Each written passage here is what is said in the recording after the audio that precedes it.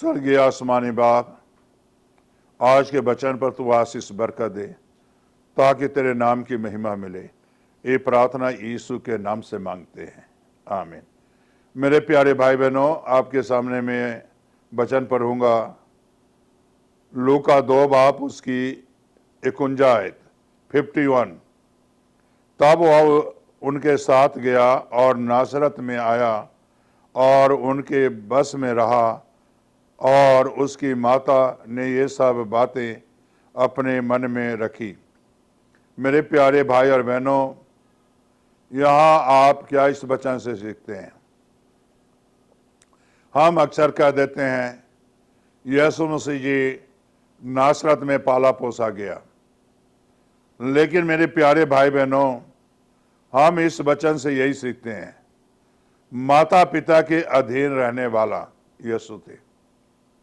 माता पिता के अधीन रहे नासरत में। अपनी सेवा काल से पहले यीशु मसीह जी माता पिता के अधीन रहे। 10 कमांड्स में एक आज्ञा है माता पिता की आज्ञा मानना। यीशु मसीह जी ये आज्ञा को पूरा किए,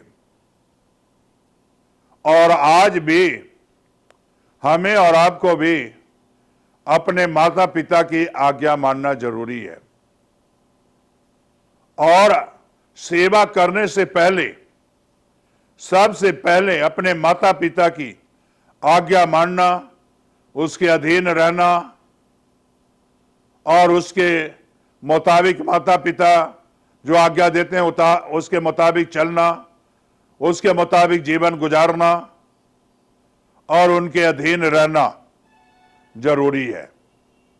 और इसीलिए यीशु मसीह जी ये सारी चीजें सीखे से हमें माता पिता के अधीन रहना है, और ये भी एक आज्ञा है, इसे भी मैंने पूरा करना है। मेरे प्यारे भाई और बहनों, यीशु मसीह जी ने पूरा किए, अधीनगी रहना पूरा किए।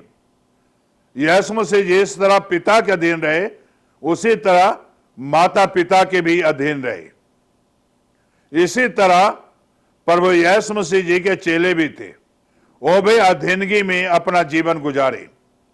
आज हमें भी और आपको भी यीशु के अधीन रहना जरूरी है। जिस तरह के प्रेरित लोग यीशु के अधीन रहे, और जब यीशु के अधीन रहे तो मेरे प्यारे भाई बहनों अधीन रहकर चलते थे। उनके बरखिलाफ कोई भी काम नहीं करते थे, उन्हें छोड़कर कभी चले नहीं जाते थे। अधीनगी में सारे कार्य रहकर प्रेरित लोग पूरा करते थे। उसी तरह आज भी हमें भी और आपको भी यीशु के अधीनगी रहकर कार्य पूरा करना है, उसके अधीन रहकर कार्य पूरा करना है।